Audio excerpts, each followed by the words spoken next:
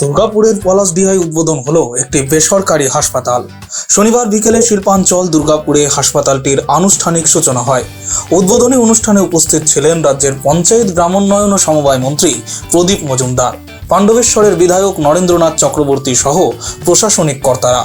Cardiac, নারী ও শিশু চিকিৎসাকে বিশেষ গুরুত্ব দিয়ে গড়ে ওঠা এই বহুমুখী হাসপাতালে আধুনিক ডায়াগনস্টিক, মাতৃত্বকালীন পরিষেবা, এনআইসিইউ ও 24 ঘন্টা জরুরি চিকিৎসার ব্যবস্থা রাখা হয়েছে। হাসপাতাল সূত্রে জানা গেছে, উদ্বোধনের দিন থেকেই আউটডোর পরিষেবা শুরু হয়েছে।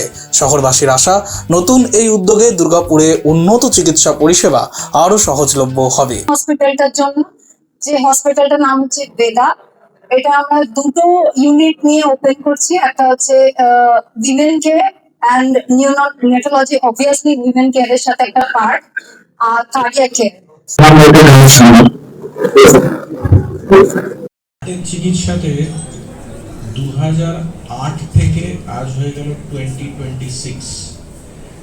2008-এ আমি প্রথম দুর্গাপুরে হার্ট স্পেশালিস্ট হিসেবে আসি বাইরে থেকে। সেখানে এসে হার্টের অপারেশন একটি বেসরকারি হাসপাতালে, যেটি প্রথম দুর্গাপুরে ছিল, সেখানে শুরু করি। Bureau report, street voice digital.